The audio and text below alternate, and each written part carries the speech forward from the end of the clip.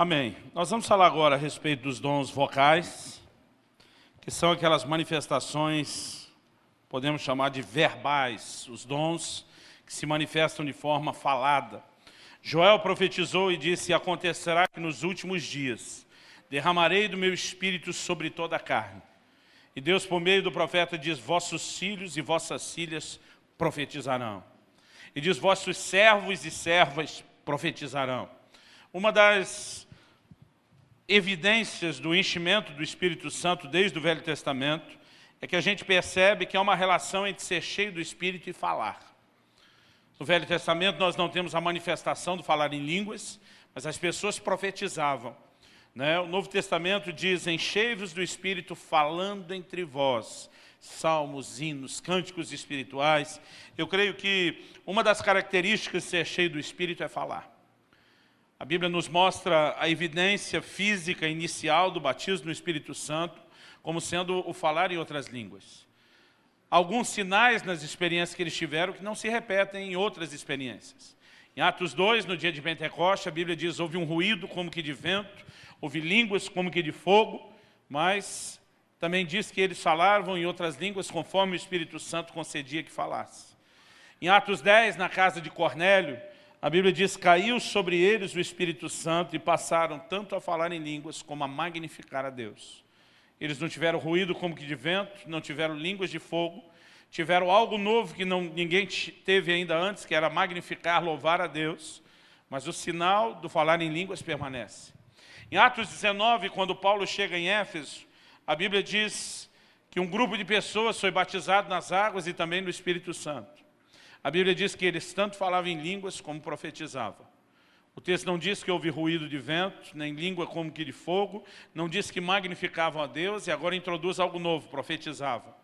Mas falar em línguas é o sinal que vai se repetindo. A Bíblia fala de outros dois grupos sendo cheios do Espírito. Em Atos 8, em Samaria, quando os apóstolos vão lá orar pelo povo, nós não temos uma descrição detalhada do que aconteceu. Nós temos só uma menção do ocorrido. No entanto, a Bíblia diz que Simão, o ex-mágico, ele via que pelas mãos dos apóstolos lhes era concedido o Espírito Santo. Então, havia alguma manifestação visível. Em Atos 9, quando Ananias vai até Paulo e diz: Deus me enviou para que eu ore por você, para que você volte a ver e seja cheio do Espírito Santo. A Bíblia diz que Paulo, levantando-se, foi batizado. Eu já vi muita gente discutindo o batismo de Paulo, né? Eu creio que o batismo ali, que ele não é o batismo nas águas. Ananias diz: o Senhor me enviou para orar por você por duas coisas: que você volte a ver, seja cheio do Espírito Santo.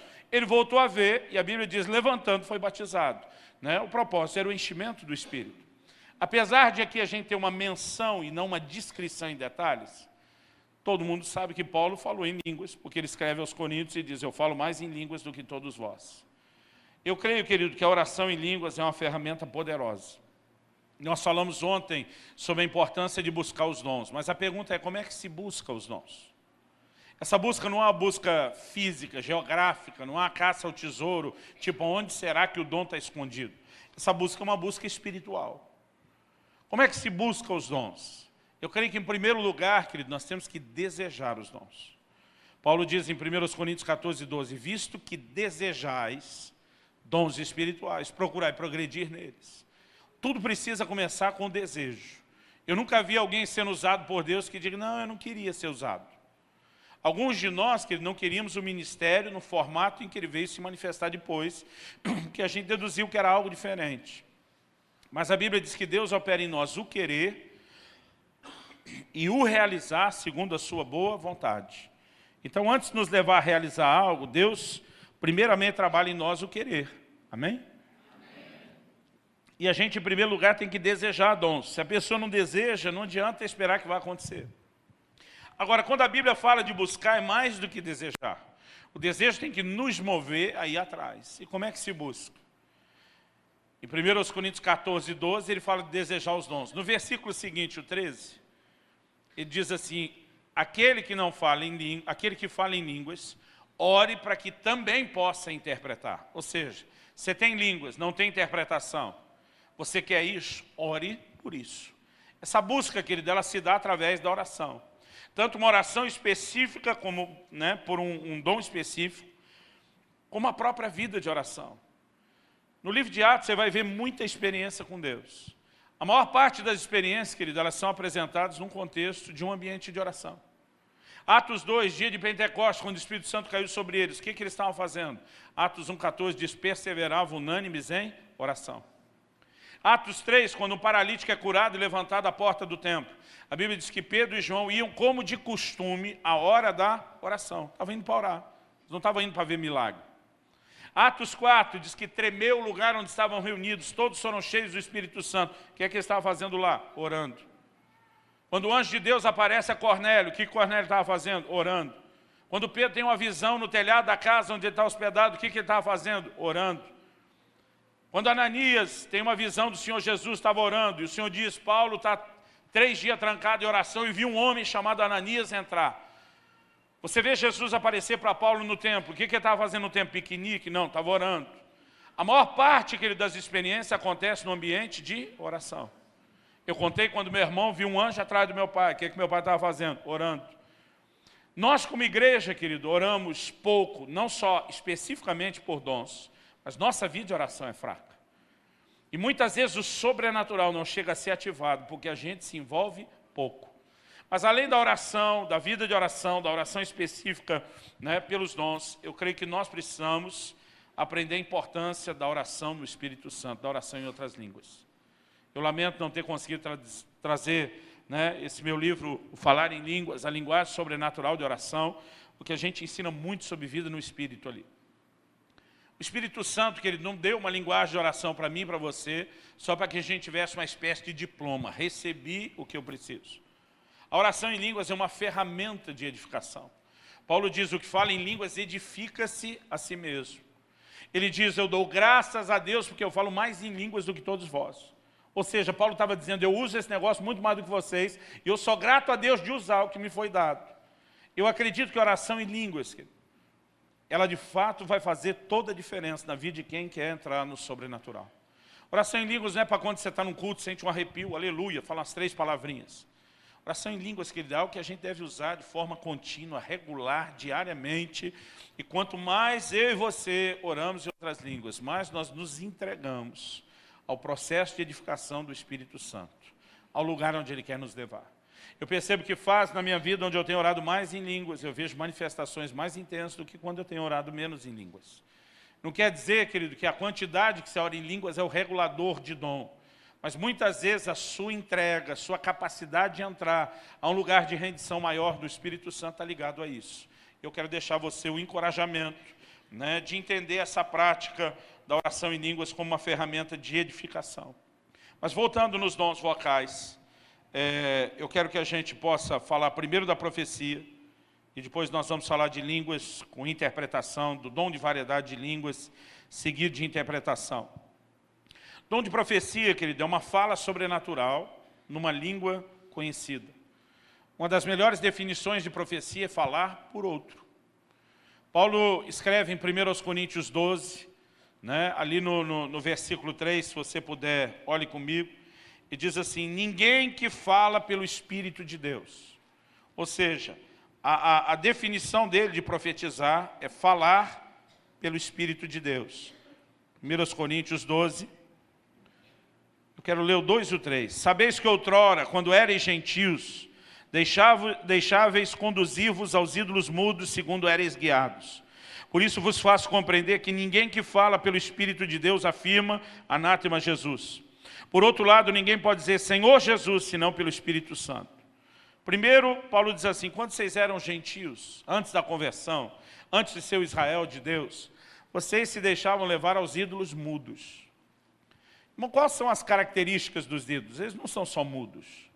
No Salmo 115, a Bíblia diz, tem olhos, mas não veem, então são cegos. Tem ouvidos, mas não ouvem, são surdos. Tem boca e não fala, são mudos. Mas ele diz, tem nariz e não cheira, pé e não anda, mão e não apalpa. Mas aqui ele só pega a característica do ídolo mudo. O que ele está dizendo, os falsos deuses que você serviu antes de conhecer o Deus vivo e verdadeiro, eles não falavam na sua vida. E uma característica, querido, do Deus que nós servimos é que Deus fala. Amém? Não apenas pela sua palavra, que é a forma principal através da qual julgamos todas as outras, mas Deus também fala de forma personalizada. Deus fala por meio de sonhos, Deus fala por meio de visões, E se tem uma área, querido, onde nós vemos Deus querendo que a coisa flua, é no terreno profético. Paulo diz, buscai com zelo os melhores dons, 1 Coríntios 14, 1. Ele diz, mas principalmente o de profetizar. Porque Deus quer que eu e você sejamos boca dele nessa terra.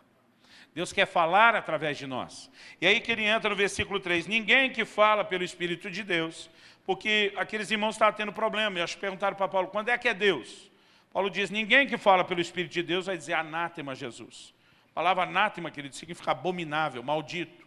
Ou seja, está falando pelo Espírito, não vai jogar contra o patrimônio, não vai dar um tiro no pé. Então, está falando contra Jesus, não pode ser o Espírito Santo.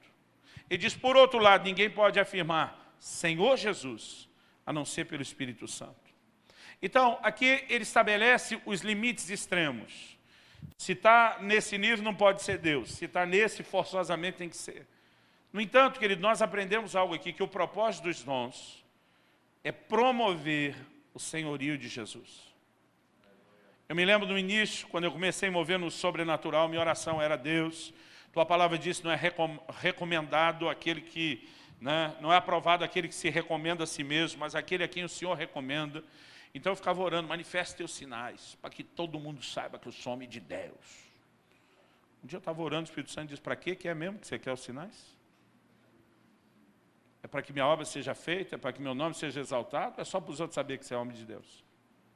Eu fiquei até envergonhado, falei, se der para ser os dois, porque eu também quero que saibam que sou homem de Deus. Né? Há um momento onde você entende, querido, que o propósito é você entender como João Batista, convém que ele cresça e que eu diminua. Os dons não são uma oportunidade para a gente aparecer e brilhar, querido. São uma oportunidade de nós servirmos as pessoas e permitirmos que Jesus seja exaltado. Amém? Agora, nós precisamos entender que se a Bíblia dá tanto destaque a essa questão profética, querido, ela não é sem importância. Eu creio que quando nós falamos da questão da profecia, a gente precisa entender o aspecto simples. A Bíblia diz o que profetiza, fala aos homens exortando, consolando e edificando. Bom, às vezes eu estou pregando e eu falo algo por inspiração de Deus. E eu sei que aquilo está vindo por inspiração do Espírito Santo. Não quer dizer que profetizar seja pregar, mas muitas vezes quando eu estou pregando, eu sei que eu falo pelo Espírito de Deus algumas coisas. Um dia eu estava pregando e eu dei um exemplo. Falei, por exemplo, a irmã não pode ter filho, já há tanto tempo sem engravidar. No entanto, Deus reverte a sua situação. Eu estava dando um exemplo. Na minha cabeça aquilo era só hipotético. Um mês e pouco depois, uma irmã veio me testemunhar, pastor, aquele dia que o Senhor me revelou, Deus fez. Eu falei, que dia que eu te revelei que eu não lembro? Não, o senhor estava pregando, apontou para mim, falou da irmã que não pode ter filho, descreveu minha situação, né, tal. Eu falei, não, irmã, eu estava dando um exemplo hipotético, eu nem vi você ali, nem sei das suas... Não, o senhor apontou para mim e falou minha história. O senhor não revelou. Então tá bom, então revelei, ué. Aí disse, tanto revelou que depois de anos aconteceu. Eu falei, então revelei mesmo. Mas tem hora, querido, que você não faz ideia. E há momentos que Deus conscientemente te move a falar algo específico. A gente pode ver profecia, querido, desde aquele aspecto mais simples. Por exemplo, um dia Deus estava me incomodando a pregar uma mensagem, que é uma mensagem que eu prego quase todo ano na minha igreja, sobre família. E eu não queria falar ela de novo, porque eu estava preparando uma outra que eu pensava, essa sim é boa. Né? E minha cabeça ia naquele lado, querendo falar aquela mensagem nova, meu coração dizia naquela outra. Eu lembro que uma hora eu peguei e deixei a Bíblia em cima da mesa e falei, Deus, fala comigo de forma clara. Que minha cabeça ia numa direção, meu coração em outra. Falei para Deus, normalmente é o coração que está certo. Mas eu quero ter certeza do que o Senhor está falando. Eu estava ali orando, e de repente minha filha, que estava no quarto tocando piano, ela levantou, está com 13 anos hoje, mas ela devia nem ter 10 anos quando isso aconteceu. Ela levantou, acho que tinha 8, 9 anos. Ela levantou do piano, parou de tocar, veio. Puxou a cadeira, sentou do meu lado, sorriu para mim, eu sorri de volta. Ela olhou para mim e falou, papai, o senhor já sabe o que o senhor vai pregar hoje? Aí eu já fiquei meio aborrecido. Falei, isso lá é da sua conta, minha filha? Falei, por que é que você está perguntando isso? Falei, eu não sei ainda o que eu vou pregar. Ela falou, porque enquanto eu estava tocando, Deus colocou no meu coração de fazer uma pergunta. Por que é que o senhor não prega a mensagem tal? Ela deu um nome, era essa mensagem que estava no meu coração, não na minha cabeça. Eu levei um susto. Eu falei, de onde é que veio esse negócio? Eu falei, não sei, Deus pôs no meu coração te perguntar. Eu falei, você conhece a mensagem? Porque na nossa igreja, até aos 10 anos, as crianças saem, elas não ficam no culto. Eu falei, eu nunca ouvi você pregar, mas eu sei que você tem um DVD com essa mensagem, eu me lembrei disso. Mas eu senti só de te perguntar, te amo, pai, Deus te abençoe, voltou a tocar. Falei para Deus, tá bom, combinado, eu prego a mensagem. Agora, se você olhar, que não parece ser tão espetacular, a não ser pelo fato de que ela acertou na mosca e me veio responder. Agora, alguns anos atrás, isso foi em 2011, passei por um momento muito difícil, né? Perdemos uma pessoa que deixou de ser parte da nossa equipe ministerial, deixou o ministério, deixou a mulher, os filhos, a família, foi algo muito doloroso para a gente. No dia que eu recebi a notícia da decisão, né, desse irmão que era um pastor da nossa equipe, aquilo me tirou o chão debaixo do pé. Fiz de tudo para convencê-lo do contrário, não consegui. E eu saí com aquela notícia, com aquela bomba ainda no colo, e tive que ir para uma conferência do MDA Sul, que a gente estava fazendo lá, da qual eu era não só um dos preletores, mas um dos organizadores. E eu tive que ir daquele jeito para a conferência, fazendo cara de paisagem, fingindo que não está acontecendo nada, porque eu tinha responsabilidades lá. À tarde, quando não tinha conferência, eu estava recebendo vários missionários e alguns pastores da África em casa que decidiram também participar da conferência. Então eu tinha que ser anfitrião, dar atenção para a turma toda. Quando chegou a noite, era uma quarta-feira, né, que é o dia que a maioria das nossas igrejas lá preserva para as células, para os grupos familiares, não ia ter reunião à noite. Então eu cheguei em casa, abri o computador e comecei a repassar o esboço da mensagem que eu ia pregar na manhã seguinte. Só que quando eu estava ali com o computador aberto, repassando, eu lembro que eu fechei o computador, falei, Deus, eu não preciso estudar essa mensagem. Eu já preguei tanto isso que eu sei de cor. Eu falei, o que eu queria aqui não era encher minha cabeça de informação, porque o que eu queria amanhã não era transbordar informação. Falei para Deus, o que eu queria transbordar era a tua presença. Mas eu comecei a me desculpar, falei, o Senhor viu como foi meu dia. Eu logo cedo recebo uma notícia daquela, tive que ir para a conferência, fazer cara de paisagem, tive que ser anfitrião para os outros. Falei, não consegui ter tempo com o Senhor hoje, não consegui me trancar no quarto para ter tempo contigo. Falei, agora no fim do dia que eu posso fazer isso, eu não estou só cansado, eu estou arrebentado emocionalmente com esse negócio e não sei nem se eu dou conta de entrar lá no quarto para ter algum tempo com o Senhor. Eu estou falando isso, o telefone começa a vibrar na mesa, estava no silencioso. Eu pego o olho, um amigo meu, que é absurdamente profético. Eu não queria atender o telefone porque eu estava orando, mas eu pensei, logo ele. Falei, vou pelo menos atender e dizer que não posso agora. Na hora que eu atendi o telefone, nem alô ele falou do outro lado, já estava falando em línguas. Aí ele me disse, está falando para Jesus que não conseguiu ter tempo com ele hoje? Eu pensei, oh. Ele falou assim, ele mandou te dizer que ele viu a notícia que você recebeu hoje cedo, que tirou o chão debaixo do seu pé. Mas ele viu que você foi responsável para continuar trabalhando para ele, como se nada estivesse acontecendo, apesar da sua alma estar no estado que estava por dentro. Ele disse que viu quando você arrumou tempo para ser anfitrião, para receber e cuidar os outros, sem se importar com a sua dor. E ele mandou te dizer o seguinte, embora você não conseguiu trancar-se no quarto para ter tempo com ele, você suspirou por ele o dia todo. E ele manda te dizer que isso conta. E que amanhã, quando você abrir a boca para pregar, você não vai transbordar informação. Porque a presença dele vai se manifestar. E desligou, sem me dar chance de falar nada. Olhei para o celular e falei, Deus existe. Tem horas, querido, que a profecia pode vir da forma mais simples possível, como veio através da minha filha. Tem hora que pode vir de uma forma mais espetacular para o celular. Né? Num momento como esse. Mas a verdade, querido, que o que faz diferença é o nível de edificação que isso pode produzir. Quem está entendendo, diga amém. Amém. Agora, como eu falei desde ontem, querido, você cresce no dom. Então a gente não começa dizendo para todo mundo, assim diz o Senhor. A gente checa o que tem, a gente vai se familiarizando com o dom, porque no terreno dos dons, querido, nós precisamos entender que é possível errar. Possível de que a possibilidade, não de que a gente quer que seja assim. Né? Não de que tem margem de erro. Mas, por exemplo, Paulo diz, falem os profetas, ele diz, e os outros julguem. Por que julgar? Porque quem está profetizando pode dar uma bola fora. Então tem que ter gente ali, não é só julgando para dizer certo ou errado, mas ele diz, todos podem profetizar para que todos aprendam. Então, os que têm mais experiência, que eles devem treinar os que não têm. Então, por exemplo, muitas vezes meu filho diz, papai, como é que Deus te dá essa convicção quando você fez isso? Naquele culto, quando o Senhor chamou aquela pessoa para profetizar, o Senhor já tinha a palavra ou ela veio na hora? Eu falei, não, eu tinha o começo. Quando eu dei a primeira parte, o resto veio. Né? Há um treinamento, querido, que a gente pode trazer e passar, que não são só regras, mas é uma avaliação. Então, olha, quando você for falar isso, você não precisa ser absoluto.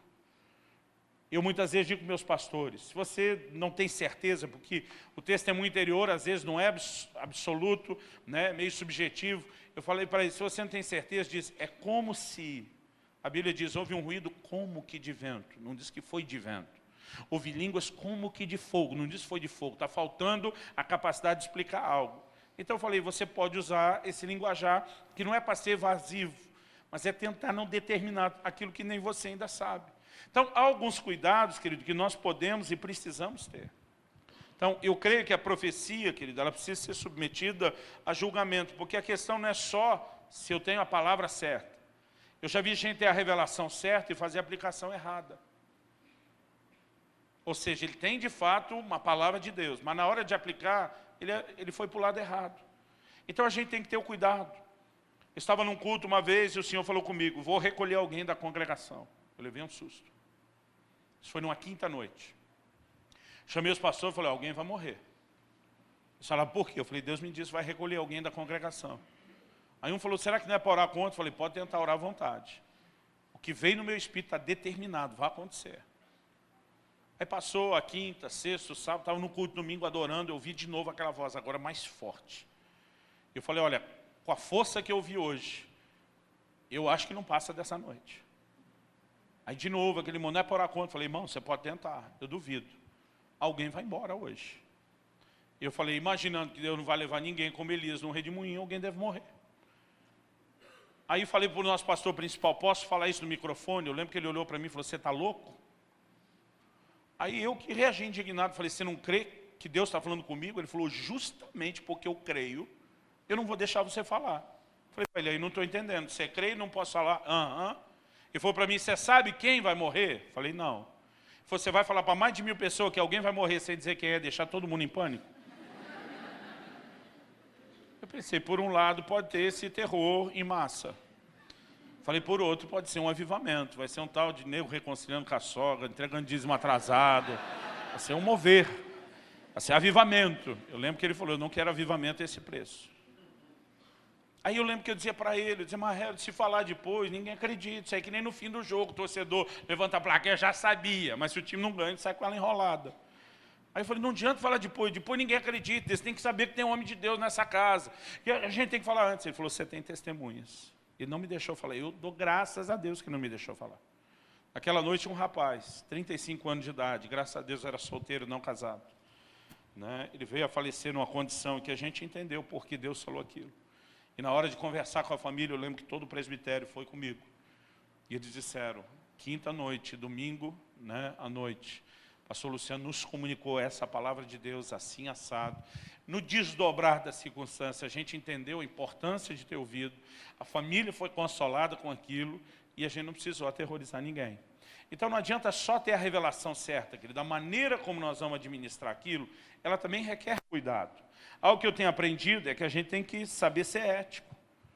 Se Deus me mostra, querido, um pecado de alguém, não é para julgar, para tratar em público, eu não tenho que falar na frente dos outros. Eu posso ir no ouvidinho da pessoa e ter uma conversa só com ela. Porque a gente precisa ter ética. Eu assisti uma cena uma vez de um homem de Deus que teve a revelação certa. Ele pregou uma mensagem sobre restauração da alma, né, de como Deus quer trazer restauração para as nossas emoções. Ele foi muito feliz na exposição bíblica. No final ele chamou pessoas à frente que precisavam de um milagre nas suas emoções. E o evento, querido, eu estava lá junto, eu assisti isso tudo. Eu era um dos preletores. Era num ginásio, tinha pelo menos umas 5.000 pessoas ali. Aí muita gente veio à frente e de repente esse cara era muito usado em profecia e revelação. Ele aponta o dedo para uma mulher e diz, você... Quando você entrou aqui hoje, você falou para Deus, essa é a última chance que eu lhe dou para poder fazer algo na minha vida. E ele começou a descrever a dor da mulher, o problema da mulher, mas assim, todo mundo que a conhece diz que ele foi muito preciso. E ele falou para ela, você diz para Deus, ou o Senhor faz algo hoje, e sara de vez meu coração, ou eu desisto de tudo. Eu falei, Deus ouviu sua oração. E ele falou, para que você não ache que eu estou chutando. Ele disse, quando você estava grávida do único filho que você tem, você tentou abortar ele, não me lembro quantas vezes, acho que foi 3 vezes. Em nenhuma delas você conseguiu. E a razão pela qual você não conseguiu não é porque as suas tentativas foram erradas. Deus não permitiu, porque Ele tinha um plano na vida daquela criança. Você sabe que Ele te perdoou, mas você nunca se perdoa por isso. E Deus mandou eu te dizer hoje, gritar para vocês se for necessário, que você está perdoado, é hora de virar a página. Irmão, aquilo foi uma transformação na vida da mulher. No entanto, 2 semanas depois, quando os pastores de todas aquelas igrejas se reuniram para o evento, se juntaram para avaliar como foi o evento, o pastor daquela mulher falou, eu nunca mais quero ver aquele fulano no nosso meio. Falei, por quê? Falou que esse cara me criou um problema. Ué, a gente achou que aquela sua ovelha foi impactada, transformada. Falou, ela foi, mas agora nós temos outro problema. Aí perguntaram qual? Ele disse, o filho dela, que estava em pé do lado dela, e o cara não sabia que aquele adolescente era um filho. Ele falou, agora imagina o drama do adolescente ouvindo aquilo. Descobriu na frente de 5.000 pessoas que a mãe tentou matá-lo. Ele não fala mais com a mãe. Então agora nós temos um outro problema. Aí falou, aquele cara não é de Deus. Aí todo mundo começou a debater se era ou não era de Deus, se foi ou não foi o dom. E o que tentaram convencer aquele pastor, meu amigo, não tem como aquilo não ter sido de Deus. No entanto, a conclusão que se chegou, ele não teve o cuidado devido. Ele poderia simplesmente ter descido da plataforma, ido até a pessoa, falado para ela. Mas porque a escola em que ele foi criado, acho que os dons são só para o público e para a plataforma, ele foi além do que precisava. Tem coisas, querido, que envolvem a vida, o aspecto da intimidade das pessoas que não precisa ser tratado em público. Quem está entendendo? Então, com o tempo, querido, nós estamos aprendendo algumas coisas. Eu estava num evento só com pastores e líderes, e eram uns 300 pastores e líderes. No último dia, né, havia um propósito para o qual só podia participar quem tinha jejuado 3 dias para isso. Era uma coisa específica que eles trabalharam, desafiaram as pessoas e diziam, quem não fizer os 3 dias de jejum antes, nem vem para cá. Porque era uma maneira daqueles pastores tentar encorajar os outros que seriam ministrados a entrar realmente num outro lugar, né, a ter um rompimento. E eles dividiram os 300 em mais ou menos 6 salas, de mais ou menos 50 pessoas cada sala. Em cada uma dessas salas de umas 50 pessoas, a gente tinha de 5 a 7 dos pastores que tinham um ministério nessa área, fluíam no profético, que iam orar com esses 50. Irmão, foi algo especial. Na minha sala tinha 52, só para 2 que eu não dei palavra, eu dei para 50. E eram vários de nós ministrando, foi algo muito especial. Eu tive uma experiência muito interessante na minha sala, mas vou falar de uma que aconteceu em outra sala, com o nosso pastor principal. Ele viu acontecer, né? Não foi com ele. Na sala dele estava o profeta que talvez, de todas aquelas salas de todo mundo, talvez o que a gente mais respeitasse. E ele tinha sido muito enfático, nós só vamos falar de dons e ministérios, só vamos confirmar dom e ministério. Não vamos falar da vida pessoal, não vamos falar de problema, não vamos aconselhar ninguém, vamos focar só dons e ministério. O resto deixa para depois. Mas teve uma hora que veio um senhor para receber oração, já idoso, cabelo branco, e quando ele botou a mão na cabeça do cara, ele falou assim, você é um frustrado, na frente de todo mundo. Insistiu a segunda vez, disse, você é um frustrado. Falou, estou repetindo, porque quando você estava sentado ali no seu banco, quando te vinha receber oração, você falou isso para Deus 2 vezes. E você falou para Deus, o que me adianta receber palavras sobre dons e ministério, que nem os outros estão recebendo? Você falou para Deus, eu sou um frustrado, não consigo lidar com as minhas frustrações. E você disse, a menos que você fale a respeito disso, Deus, eu não quero nem tocar adiante o ministério. E você falou de 2 áreas, especificamente da sua frustração, com a sua esposa, que ela não cuida nem da sua comida, nem das suas roupas. E ele falou para o camarada, você diz para Deus, se você não mexer nesse assunto, eu nem sigo adiante com o ministério. E é desses caras tão atrevidos, ousados, que você confirma o que eu estou falando? O cara levantou, lágrima nos olhos, falou, só quero esclarecer uma coisa. O profeta falou o quê? Ele falou que eu sou viúvo. Bom, que ele falou isso, o homem de Deus botou a mão na cabeça. Na frente de todo mundo, falou assim, ai, ai, ai, ai, ai. Ele parou e falou, eu quero a atenção de toda a sala. Porque, pelo que ele está dizendo, eu errei em algo aqui, eu vou ter que me retratar. O cara falou, não, o senhor não fala nada, deixa comigo. Ele falou, eu nunca vi uma manifestação profética como essa. Ele falou, porque eu estava sentado no meu lugar e eu falei 2 vezes para Deus, sou um frustrado. Falei para Deus que não me adiantava ouvir palavras sobre dons e ministérios se o Senhor não mexesse no assunto da minha frustração. E mencionei as duas áreas que você falou, mas eu estava falando da ausência da minha esposa. Do como eu fui um cara que deixei ela fazer tudo sozinho, nunca fiz nada, e agora eu não consigo nem lidar com essas áreas da ausência dela. No entanto, o jeito que o Senhor falou é como se ela estivesse viva e sendo negligente. E ele meio que queria defender a memória da mulher, falou, ela nunca, né, deixou nada a desejar enquanto esteve viva. Agora, por que aquele profeta errou esse detalhe? Em parte conhecemos, em parte profetizamos. Na hora de profetizar, ele olhou a mão do cara e viu uma aliança que estava ali por respeito. Então ele deduziu que toda aquela informação que ele tinha envolvia uma mulher viva e não uma pessoa morta. Nessa hora, irmão, é melhor você dar uma de quem não sabe mesmo. Diz, ó, não sei se essa aliança aí é de você é de fato casado, se sua mulher ou não viva, né? Ou é como se fosse isso. Às vezes você pode deixar um pouco mais relativo. Agora, mesmo com aquela aplicação errada numa área, aquele homem não deixou de ter sido impactado e abençoado por Deus, porque ele falou, era impossível o Senhor falar das coisas que estavam no meu coração se não fosse da parte de Deus. Agora, o que eu quero dizer, querido, às vezes a gente acha, se tem alguma coisa errada, não é Deus, não é o Espírito Santo.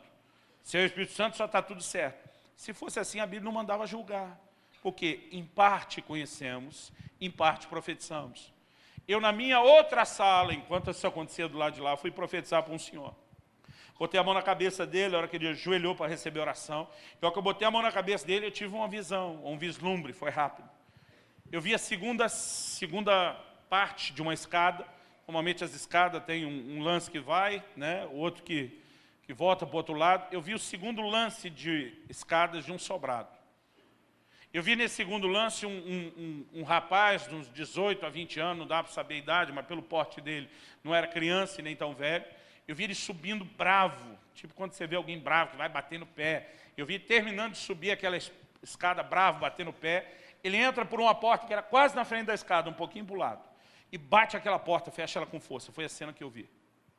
Eu comecei a falar para aquele homem, falei, você acabou de fazer uma oração a Deus, dizendo, Deus, o único assunto que eu preciso de uma palavra sua, não é o que eles estão ministrando sobre ministério. É algo que vai decidir se eu estou qualificado ou não para o ministério. Você falou para Deus de um problema que você tem dentro dessa casa. Eu acabei de ver esse problema. Esse problema é um rapaz, nos 18 a 20 anos. Não é seu filho, no sentido de que você o gerou, nem de que você adotou de papel passado, mas é como se fosse. Na hora me fugiu a palavra enteado, irmão. Não consegui achar em lugar nenhum. Eu falei, mas é como se fosse. Eu falei, eu não preciso explicar. O moleque está dentro da sua casa, você sabe quem é. E a revelação que ele foi algo tão preciso, que ele impactou tanto ele, a liderança da igreja dele que estava lá. Agora, eu vou dizer que Deus esqueceu a palavra enteado? Não, quem esqueceu fui eu. Então eu tive que dar uma volta para expressar o que veio no meu espírito. E no fim deu certo do mesmo jeito. Você entende então que em parte conhecemos, em parte profetizamos? Agora, a importância, querida, é que a gente tenha o cuidado ético. É que a gente tenha, né, essa precaução de não errar. Não chegar dizendo, foi Deus que me disse. Diz, olha, estou sentindo algo, não sei se isso faz sentido para você. Até porque, se você tiver a revelação certa, se fizer uma aplicação errada, querido, você já pode pôr tudo a perder. Então, às vezes, um diálogo permite, né, que aquilo seja recebido da melhor forma possível e que você aprenda com a sua própria experiência. Amém? Eu creio, querido, que nos momentos em que oramos uns com os outros, nos grupos familiares, a gente deveria ficar bem sensível aos impulsos que vêm dentro de nós a respeito do assunto. Como se julga a profecia? A gente não julga o profeta, querido, a gente julga a profecia. Se ela for preditiva, o que raramente é, né? Passou a profecia, não é preditiva? Raramente ela é preditiva. Paulo diz, quem profetiza fala aos homens, exortando, consolando, edificando. Ele não diz, fala predizendo. Paulo escreve a Timóteo e diz, de acordo com as profecias que foram ditas a teu respeito, combate o bom combate, ou seja, luta por elas. Porque se fosse acontecer sozinho, Timóteo não tinha que lutar por isso. Às vezes Deus está sinalizando o que Ele quer fazer na vida de alguém. Se a pessoa não interagir, querido, aquilo não vai se cumprir.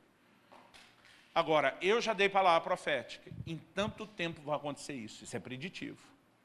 Pontei o dedo, né, uma das primeiras experiências que eu tive com a palavra de sabedoria, Deus me falou de uma pessoa que eu encontrar numa das reuniões. Como ela está vestida, né, o tipo de óculos que ela está usando, o tipo de roupa, a cor da roupa, eu tinha todos os detalhes. E o Senhor me disse, quando você encontrar essa pessoa, você manda ela ficar em pé. E eu vou te revelar qual é o problema dela, ela vai ser curada na frente de toda a igreja. E eu saí para uma viagem de 17 dias, pregando todos os dias, em vários estados, eram em 5 estados. Eu acho que isso foi mais ou menos na 5ª cidade. Desde a primeira eu estava procurando. Nesse dia eu já tinha procurado, assim, passado um por um, enquanto pregava, não vi a descrição, tinha esquecido. No final do culto eu olho para uma irmã na primeira fila, esposa de um dos pastores, que ela sentou depois de eu fazer a vistoria. E de repente, a hora que eu olho para ela, o Espírito Santo diz, é essa quem é a mulher. Comecei a olhar, toda a descrição batia. Aí eu falei para Deus, então me diz o que é, que eu vou mandar ela ficar em pé. O Senhor me disse, não, esse não é o combinado, você manda ela ficar em pé, e eu te digo o que ela tem. Eu falei, não, o Senhor me diz primeiro o que ela tem, que eu vou perguntar se é isso antes. Não. E eu fiquei naquela briga com Deus, falei, seja o que Deus quiser. Mandei a irmã ficar em pé, quando ela ficou, contei a história. Falei, Deus me disse que ia revelar o seu problema. Irmão, foi os segundos, talvez, mais longos da minha vida. Eu ficava olhando para ela olhando para mim, todo mundo olhando para mim.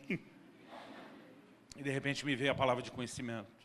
Você tem um problema hormonal, um problema no útero assim, assim, assado. Isso tem te impedido de engravidar. Depois eu fui saber, querido, porque ela, né, esposa de um dos pastores, a igreja inteira estava orando por aquilo. Eu falei, Deus, manda eu te dizer que Ele não apenas está te curando hoje, mas em um ano, você vai estar com um menino no colo, ou no some de Deus. Depois que você fala isso, dá um desespero, irmão. Graças a Deus, ela foi curada, ela engravidou. Um ano depois nasceu o Caleb. Acho que foi ano passado, ou retrasado, que eu fui ministrar nessa igreja de novo. Tirei uma foto com ele, pus no Instagram, o menino já está com 14 anos de idade, né, dizendo, ó, quem me ouviu contar essa história, esse é o menino. E é gostoso ver aquilo que Deus faz. Mas a menos que a palavra seja especificamente preditiva, né, a gente não vai julgá-la pelo cumprimento ou não. Como que a gente julga? Em primeiro lugar, está alinhada com a palavra de Deus? O mesmo Espírito Santo que nos move a profetizar, querido, é o que inspirou a palavra. Outro dia um cara falou para mim, não, Deus me deu uma palavra, de que essa mulher que eu tenho, quem me deu foi o cão, que ele vai me dar uma outra. Dispensa comentários, né? A gente deve julgar com outros profetas. Por que outros profetas devem julgar? Querido, não é só o certo ou errado. É o como está sendo feito, é qual a aplicação. E o que a gente precisa, querido, é ter um coração ensinável. Eu já fui muito corrigido por outros profetas maduros. Quando você der a palavra, não faça dessa forma, não fale dessa maneira, não faça essa abordagem, né? Todos nós, querido, precisamos de conselho e orientação. Quando alguém se fecha e não é ensinável, ele pegou um caminho perigoso e complicado. A razão pela qual Samuel começa a promover a escola dos profetas é porque eles entendem que juntos eram melhores e um podia ajudar o outro. Amém? Para terminar, dom de variedade de línguas e interpretação de línguas. Eu já falei que o dom de variedade de línguas não é a oração em línguas. A oração em línguas está disponível a todo crente. O dom de variedade de línguas, em 1 Coríntios 12, né, no versículo 28 a 30, Paulo começa a falar de algumas manifestações, ele diz, falam todos em línguas, interpretam todos, e a resposta ali implícita é não. Porque os dons do Espírito, que ele diz, não são distribuídos da mesma forma para todo mundo. Há uma variedade na sua distribuição. E o dom de variedade de línguas, deixa eu tentar te ajudar a entender algo. Em 1 Coríntios 14, abre comigo lá, 1 Coríntios 14, a partir do versículo 1.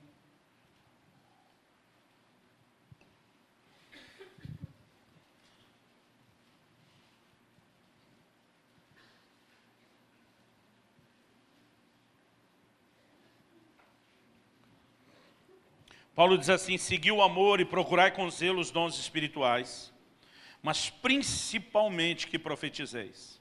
Pois quem fala em outra língua não fala a homem, senão a Deus, visto que ninguém o entende, em espírito fala mistérios. Mas o que profetiza, então ele tinha dito, principalmente que profetizeis. Aí ele começa a fazer um contraste entre o falar em línguas e a profecia. Mas o que profetiza fala aos homens, edificando, exortando e consolando. O que fala em outra língua, a si mesmo se edifica. Mas o que profetiza, edifica a igreja. Eu quero que todos vós faleis em línguas, muito mais, porém, que profetizeis. Pois aquele que profetiza é maior do que o que fala em línguas, a não ser que também as interprete, para que a igreja receba edificação. Então vamos entender algumas coisas aqui. Primeiro, e diz que o que profetiza não fala a homens, fala a Deus. O que fala em línguas, perdão, não fala a homens, mas a Deus. Então, quem está falando em línguas, nós podemos dizer que o homem está falando a Deus. Mas quem profetiza é Deus falando ao homem. É bem diferente. E diz que o que fala em línguas, edifica-se a si mesmo. O que profetiza, edifica toda a igreja. E diz que quem fala em línguas não entende o que fala. O que profetiza, porque fala numa língua conhecida, todo mundo entende o que ele fala. Então você tem 3 contrastes aqui muito claros. Num, o homem fala a Deus, no outro, Deus fala com o homem. Num, a edificação é pessoal, no outro, a edificação é coletiva. Num, ninguém entende, em outro, todo mundo entende. Agora, ele diz assim, no versículo 5, a não ser que também, que o que profetiza é maior do que fala em línguas, ele diz, a não ser, então o único caso onde quem profetiza e fala em línguas é igual e não maior do que o outro, ele diz, a não ser que também as interprete. O que ele está dizendo, querido? Que a profecia é como se fosse uma nota de 100. Uma línguas com interpretação são 2 de 50. Ele diz, profecia com línguas não compara, profecia é maior. Uma língua com interpretação está no mesmo nível. Isso significa o quê? Que línguas com interpretação é igual profecia. Então, se você vai comparar a linguagem de oração para a sua edificação com línguas com interpretação, elas são completamente diferentes. O que fala em línguas edifica-se a si mesmo. O que fala em línguas com interpretação edifica toda a igreja. O que fala em línguas para sua edificação pessoal é o homem falando com Deus. Língua com interpretação é Deus falando com o homem. Quem fala em línguas apenas ninguém entende. Quem fala língua com interpretação, todo mundo entende. Então, elas são completamente diferentes, as manifestações. E o que eu vou falar agora, querido, não é da oração em línguas. O que eu vou falar agora é do dom de variedade de línguas seguido de interpretação. Eu não tive dificuldade para distinguir a diferença de um e de outro, porque no dia que eu fui batizado no Espírito Santo, com 15 anos de idade, que eu desandei falar em línguas. Eu estava orando em línguas, passou um pastor, botou a mão na minha cabeça e disse, receba o dom de variedade de línguas. Se eu conseguisse ter parado para explicar para ele, ia ter dito, ei, você não viu que finalmente eu recebi, estou falando em línguas? Mas na hora que diz, receba o dom de variedade de línguas, irmão, outra coisa aconteceu comigo. E eu comecei a falar de uma outra forma, em outras línguas. E a partir daquele dia, toda vez que vinha aquela manifestação, eu sabia que alguém ia interpretar o que eu estava falando e que ela era completamente diferente. Então, na prática, para mim, foi mais fácil de descobrir. Né? Porque quando a gente fala de língua e interpretação, outro dia eu estava contando algumas experiências que eu tive de interpretação de língua, o irmão chegou para mim e falou, já que o senhor tem interpretação de língua, se eu gravar minhas línguas, o senhor interpreta? Falei, não. Porque interpretação, querido, não é tradução. Há uma diferença entre uma coisa e outra. Não é que você ouve o fonema e entende o que está sendo dito. É um ambiente onde Deus move um tipo de língua específica. Porque Paulo diz o que fala em línguas, em espírito fala mistério, e ninguém entende. As línguas que você fala no dia a dia, que não é para ser entendida, nem por você, nem por ninguém. Alguém diz que nem o diabo entende. Eu não sei se dá para a gente assegurar isso ou não. A verdade, querido, é que, em relação à interpretação de línguas, quando há o dom de variedade de línguas, que é acionado, a interpretação também é acionada. Né? E a gente precisa entender que aquilo tem a ver com um ambiente. Eu creio que o intérprete tem que estar presente, irmão. Paulo diz, fale em línguas e haja quem interprete, o cara tem que estar lá. Né? Então, eu particularmente não acredito, né? Embora hoje em dia a gente tem, como eu falei do irmão que me ligou e profetizou pelo celular. Né? O tipo de experiência, você não vai achar nada na Bíblia que não tinha celular e a tecnologia lá. Né? Então alguém falou, pastor, você acha que alguém pode falar em línguas e o outro interpretar numa videoconferência? Né? Eu falei, de qualquer forma, há uma interação no momento, querido, não com aquilo que está ouvindo. Eu creio que é com o mover do Espírito Santo num ambiente. Eu já tive num ambiente em que alguém levantou, falou em variedade de línguas, e aquilo que eu entendi, uma outra pessoa falou com outras palavras. A essência da mensagem era a mesma. O que me faz entender que não é uma tradução. Né? Eu creio que no assunto de variedade de línguas, Paulo diz o que fala em línguas, ore para que possa interpretar. Então significa que a mesma pessoa que fala em línguas, ela também pode interpretar. Agora, a Bíblia diz, se falar em línguas, haja quem interprete. Então a Bíblia admite que um outro também pode interpretar. Eu já tive experiência de falar em línguas, outro interpretar. Eu já tive experiência de outro falar em línguas e eu interpretar. Eu já tive experiência de eu falar em línguas e eu mesmo interpretar. Isso na minha vida não é tão frequente como profecia, como algum dos outros dons. Mas quando acontece, querido, eu acho emocionante. Principalmente quando é por duas pessoas. Um falando em línguas, outro interpretando. Por quê? Ninguém combinou aquilo, ninguém está esperando aquilo. E de repente o Deus que move uma pessoa, move a outra. Eu me lembro de uma das primeiras experiências, assim, mais públicas que eu tive com língua e interpretação. Pastoreava em Guarapuava, estava pregando uma mensagem. E Deus tinha me dado uma mensagem de muito confronto. Eu demorei para entender, irmão, que quando Deus dá uma mensagem de confronto, não quer dizer que a gente tem que ser mal educado na hora de expor. Porque às vezes acha que porque é confronto tem que bater, chutar, ser mal educado. E às vezes isso faz com que as pessoas se fechem. Né? Eu lembro que um dia Deus falou comigo, eu te disse o que falar, não te disse o como. Você deduziu que tinha que ser mal educado e grosso. Então, eu estava pregando e eu vi que o povo estava fechado para aquilo. Já estava no fim da mensagem, eu falei, Deus não está adiantando nada. A gente percebe não só no natural o nível de interação com a mensagem, mas espiritualmente eu percebi que a coisa não estava indo a lugar nenhum. E foi me dando um desespero. E eu falei, Deus, se o Senhor não fizer alguma coisa, não adiantou nada eu falar disso. Enquanto eu estou ali dentro de mim, clamando por socorro, me veio uma convicção, que a hora que eu terminasse a mensagem e entrasse no apelo, um dos pastores da nossa equipe, o Luiz, ia subir para o púlpito sem a gente falar nada. Normalmente eu sabia que os microfones que os músicos usavam lá atrás ficavam todos desligados. Eu já olhei para a mesa, esperando ver se o camarada da mesa do som estava lá, porque ele era daquele que batia o escanteio, corria, cabecear, fazia de tudo. E quando eu olhei para a mesa do som, não vi ninguém. Pensei, não vai adiantar ele subir e pegar o microfone, porque vai estar desligado. Mas na mesma hora, no meu espírito, me veio informação. O microfone que ele pegar é o único que foi esquecido ligado. Eu tinha toda essa informação dentro de mim, que a hora que ele pegasse o microfone, Deus ia usar nós dois juntos, eu só não sabia como. E a hora que eu fiz o apelo, ele simplesmente se levanta, sem falar nada. Eu só lembro dele pegando o microfone, eu vi a batidinha, aquele teste para ver se estava ligado. A hora que bateu, eu olhei para ele, a hora que eu olhei para ele, ele falou, estou pronto. No que ele falou, estou pronto, irmão, parece que apertou um botão, ligou alguma coisa. Eu comecei a falar em línguas e ele começou a interpretar. A hora que eu terminei do lado de cá, ele terminou do lado de lá. Testemunho que eu vi de vários irmãos que estavam no apelo. Falou, pastor, que parece que não entrou no nosso coração em 50 minutos de mensagem. Em 2, 3 minutos de língua e interpretação entrou. Foi algo assim sobrenatural. Agora, aquele dia eu sabia que algo ia acontecer, embora eu não tivesse os detalhes. Na maior parte das vezes a gente não sabe. Alguns anos depois, o pastor Luiz já não estava mais conosco ali em Guarapuava, foi plantar uma igreja em Vinhedo, no estado de São Paulo. Já era o 4º ano de aniversário deles, eu fui chamado para ser um dos pregadores na festa de aniversário. Eu cheguei um dia antes para ouvir um outro pregador e ficar ali com eles. E a gente estava conversando, a gente quando solteiro morou junto, sempre fomos muito amigos. Ele falou para mim, cara, eu tenho que ir no mercado pegar umas coisas aí para o lanche da noite da igreja. Vamos comigo, e aí a gente aproveita e continua conversando, não para, e saímos juntos para o mercado. Aí eu lembro que estamos indo com o carrinho lá pelos corredores, pegando as coisas. Me lembro da hora que ele virou o carrinho para entrar num outro corredor. A hora que ele virou e eu do lado dele entrei, eu tive uma visão.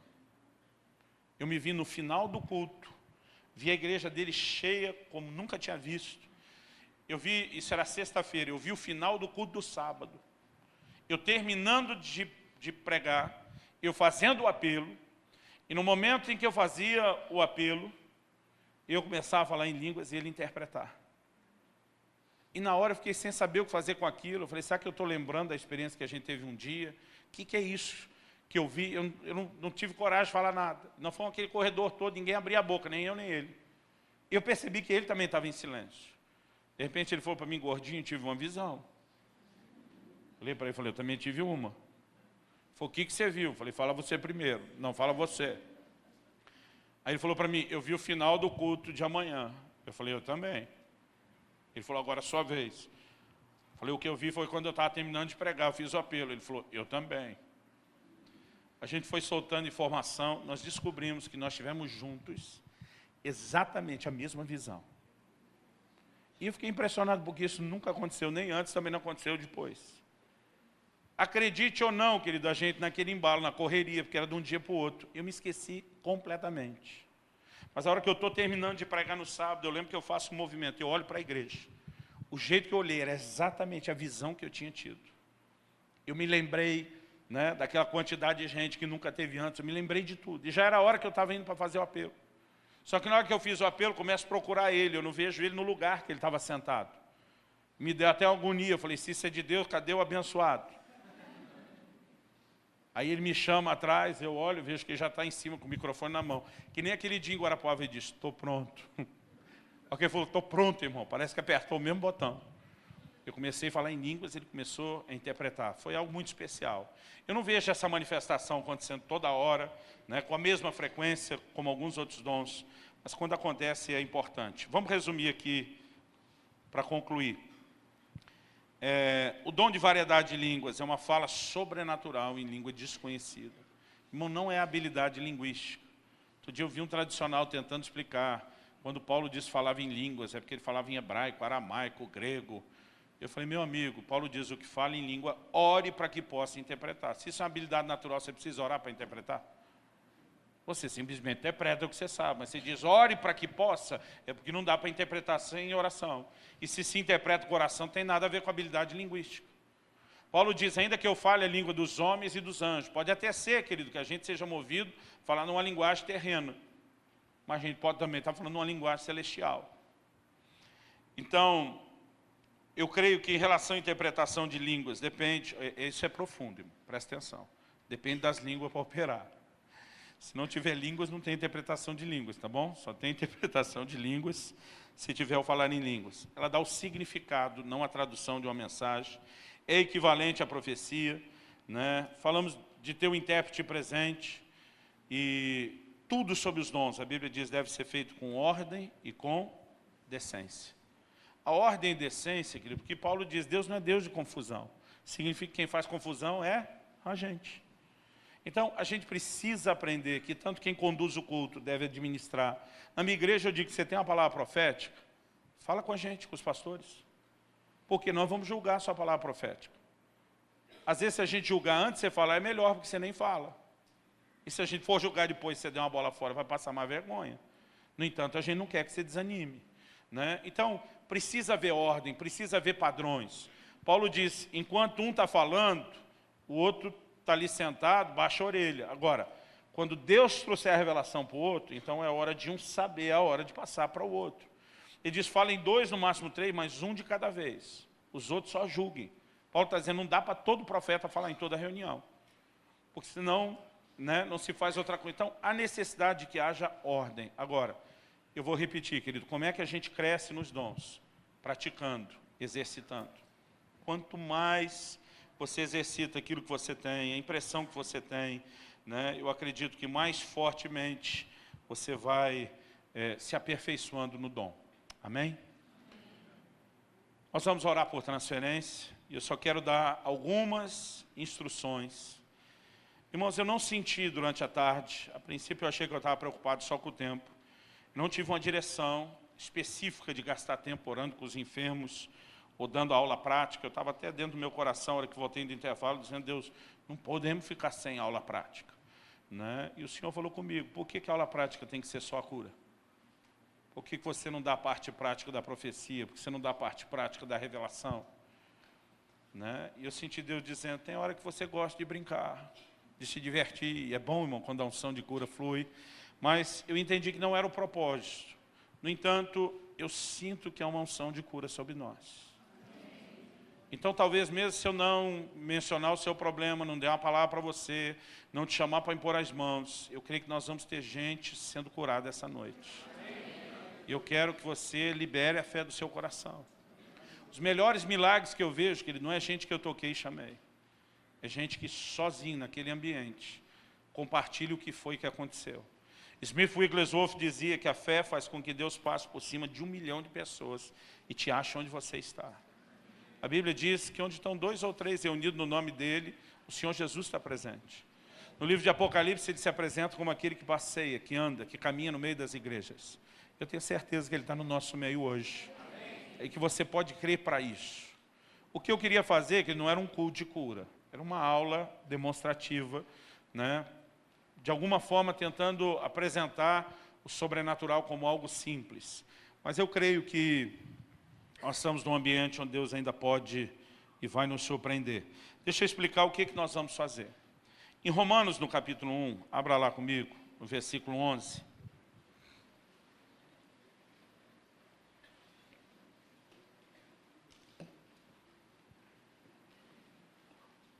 Romanos, capítulo 1, versículo 11.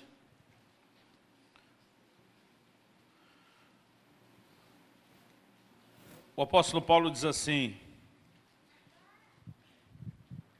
porque muito desejo ver-vos, a fim de repartir convosco algum dom espiritual, para que sejais confirmados. Essa palavra traduzida aqui, repartir, no original grego é a palavra metadidome. Ela significa dar, compartilhar. Tem outra versão que diz, a fim de compartilhar convosco. Quem tem essa expressão, essa tradução, compartilhar? Tem uma outra que diz assim, a fim de vos comunicar um dom espiritual. Quem tem a versão comunicar? Todas essas palavras, querido, dar, repartir, comunicar, compartilhar, elas, na verdade, dão a ideia do quê? De uma transferência. Eu, particularmente, gosto da expressão compartilhar. Porque dar ou comunicar, parece que o que eu tinha foi embora para o outro. Repartir, parece que eu vou dividir meio a meio. Eu gosto da ideia de compartilhar. Por quê? O que está operando na minha vida não perde a sua capacidade de ser inteiro, enquanto o outro tem acesso à mesma coisa. Então, quando a gente fala na linguagem informática, um arquivo compartilhado, não é metade de um, não é metade do outro, não saiu de um e foi só para o outro e o primeiro ficou sem, é o que os dois têm acesso. Eu acredito, querido, em transferência de dons. Paulo diz, eu quero compartilhar com vocês algum dom espiritual. A palavra traduzida aqui, dom espiritual, é carisma. Fala das manifestações do Espírito. Em 1 Timóteo 4,14, abre lá comigo. Primeira carta de Paulo a Timóteo, capítulo 4, versículo 14. Paulo diz a seu discípulo Timóteo, não te faças negligente para com o dom que há em ti. A palavra dom aqui, de novo, é carisma. O qual te foi concedido mediante profecia, com imposição de mãos do presbitério. Né? O que ele está dizendo quando fala que o dom foi concedido? A palavra aqui não tem o meta, mas tem o didome daquela outra palavra. Ele está falando que o dom lhe foi dado. Então, esse dom que está operando na vida de Timóteo foi dado. Como que foi dado a ele? Imposição de mãos e profecia. Eu creio que na transferência de dons tem dois elementos importantes. Um deles é a profecia. Por quê? Não é a gente que decide que dom dá para quem. Né? Eu não posso dizer, o irmão riu das minhas histórias engraçadas, vou lhe dar um dom bom. O irmão não comprou muito livro, não vou lhe dar nada. Né? Eu não posso ficar escolhendo o que eu faço para alguém. Porque a Bíblia diz que o Espírito Santo distribui como lhe apraz. A importância do profético é eu ter a sinalização do que é que o Espírito Santo quer fazer. Então, às vezes, estou num lugar, Deus me diz, impõe as mãos sobre aquele, reparte, né, da unção, do dom que eu te dei na área de curas e milagres. Né? Ora com aquele outro, transfere algo na área de revelação. Então, quando você tem uma palavra de Deus, você sabe que o Espírito Santo, que é quem distribui os dons como lhe apraz, ele está fazendo o que ele quer. E aí entra a imposição de mãos, que Hebreus fala que é um dos rudimentos da doutrina de Cristo, que é a forma através da qual vai acontecer o download, a descarga do dom. Ok?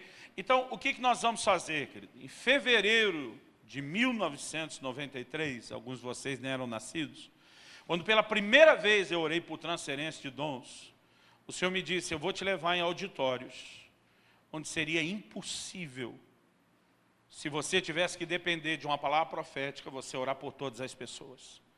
Eu já ministrei esse seminário, querido, dos dons do Espírito, né? já estive em auditórios de até 4.000 pessoas participando.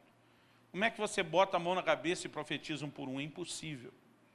Então o Senhor me disse naquela ocasião, que eu estava orando por uns 200 só, Ele me disse, a partir de hoje, eu vou te dar um sinal, eu vou te dar sinais proféticos, que eles vão substituir a palavra profética e eles vão fluir de forma por atacado. Então o Senhor disse, eu vou tocar no corpo das pessoas alguns sinais de acordo com o grupo de dons, a categoria de dons. Então o Senhor me disse, quando você orar pelos dons de revelação, as pessoas vão sentir dois tipos de sinais.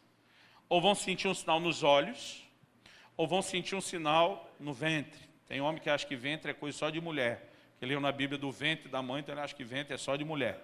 Né? O ventre é o interior, querido. Então, para você que acha que não tem ventre, no abdômen. Né? Para você que não acha mais o abdômen por causa de uma barriga como a minha, é mais ou menos onde o abdômen deveria estar. E o Senhor me falou, vão ter 2 tipos de sinais. Por quê? Como nós falamos antes, querido, os dons de revelação se manifestam de 2 formas. Como? Testemunho interior ou visões. A Bíblia chama os sonhos de visões noturnas. Então, quando nós orarmos por esse dom específico, nós vamos ter 2 tipos de sinais. Os que sentirem um sinal nos olhos, é porque esses dons vão funcionar nessa área de visão, os sonhos. Os que sentirem um sinal no ventre, no abdômen, na barriga, né, vão, na verdade, ser aqueles que vão se mover nesses dons pelo testemunho interior.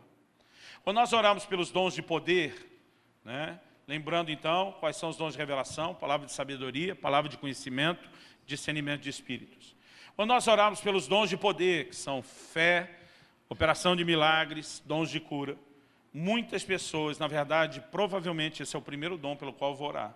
Muita gente vai sentir um sinal nas suas mãos. Pastor, como que é o sinal? O sinal de um para o outro, querido, muda e muda muito, tem muita variação. Eu vou falar os sinais mais comuns que eu ouço as pessoas dizer. Pastor, minha mão esquentou, do punho para baixo. Às vezes, quando eu vou orar em pôr mãos, eu pego a mão de alguns para sentir.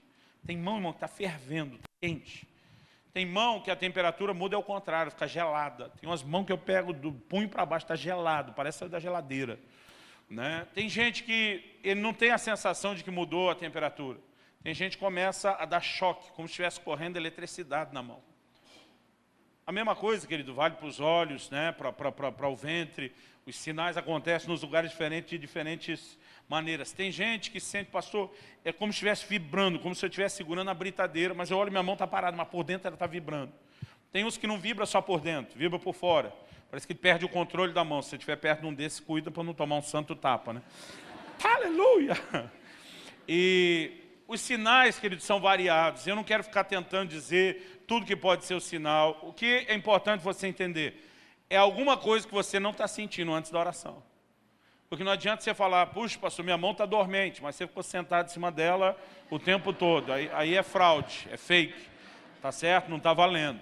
Mas é algo que você não está sentindo e vai sentir na hora. Quando oramos pelos dons vocais, né, profecia, variedade de línguas, interpretação de línguas, muitos vão sentir um sinal na sua boca, no lábio, na língua. Pastor Luciano, pode acontecer de alguém não sentir nenhum sinal? Sim. Eu mesmo nunca senti nenhum sinal, irmão. E não foi por falta de sinal que eu fiquei sem mover nos dons do Espírito. Então, nenhum de nós depende do sinal.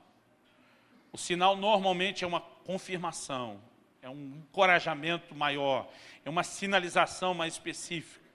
Agora, pastor, se eu não receber o sinal, então é porque Deus não me ama? Não, criatura. Talvez você não precise da confirmação, já está movendo no dom. Talvez não seja o momento em que isso vai acontecer, né? Mas eu quero que você deixe aberta a possibilidade de acontecer. Porque tem uns que você fala assim, olha, irmãos, Deus me mostrou que tem um aqui que não vai receber. Sempre tem aquele que diz, tenho certeza que sou eu. Porque ele já crê que não vai acontecer. Né? Então, vamos deixar o negócio aberto. Né? Eu mesmo, eu tenho hora assim que me dá uma santa inveja. Eu digo, Deus, eu vejo todo mundo ter sinal. Né? E eu não tive esses sinais. As pessoas reagem de forma muito diferente no momento que nós estamos orando. Tem gente que nós vamos impor as mãos, por quê? Nós vamos chamar à frente quem sentiu o sinal. Pastor, eu não posso ir pela fé? Não, usa a fé para receber o sinal. Se você receber o sinal, você vem na hora que a gente chamar. Se não receber, não vem. Nós vamos depois orar por quem não teve sinal. Mas nós queremos seguir esse comando. No momento que você vier à frente, as reações são diferentes, até dependendo do que Deus faz. Tem gente que se impõe a mão, parece que é um raio na cabeça dele. Blum, acabou, foi lá para o chão. Né? Tem gente que você impõe a mão, nem você que está ministrando sentiu nada, nem a pessoa. Pastor, se eu não senti nada, então é porque as coisas estão travadas no mundo espiritual. Não. A transferência do dom, querido, não depende do que você sente, é baseado em fé. Amém? Não, fala um amém melhor, para você não achar que veio e voltou sem receber. Então, No momento que a gente estiver orando, se você der uma olhada à volta, nós temos bastante gente aqui para ministrar. Então, o que acontece? Querido? Se Deus mover qualquer um dos pastores que vai estar nos ajudando a ministrar, se Deus nos mover a mais do que impor mão na sua cabeça fazer algo mais, nós vamos fazer. Se tiver palavra profética, nós vamos dar. Se tiver palavra de conhecimento, nós vamos dar. Agora, o propósito não é esse. Porque tem gente, não, o outro ali profetizaram, também quero. Irmão, se Deus quiser falar com você, Ele te acha. Ele sabe onde você está. Você não precisa ficar pedindo. Ok? Então, nós vamos fluir de acordo com aquilo que sentir em Deus. Aqueles de vocês, que se a gente pôr a mão, parece que é um raio na cabeça, caiu para o chão, a gente não pode, irmão, que você fique no chão muito tempo. Porque vai ocupar um espaço que mais gente precisa para ser ministrado. Então nós vamos ter uma equipe de limpeza. Eu quero pedir que os supervisores de setor e de área nos ajudem a organizar aqui as filas, porque quando vier à frente, irmão, nós vamos pedir filas horizontais. O que é isso? Um do lado do outro, ombro a ombro. Entre a primeira e a segunda fila, irmão, a gente precisa de pelo menos 1,5 metro, para pelo menos 2 caras do meu tamanho andar no meio de vocês, para poder ministrar. Então, os supervisores vão nos ajudar a fazer a fila, a distância.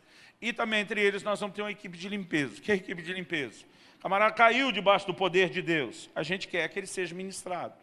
A gente não quer que ele atrapalhe o fluxo, o caminho dos outros.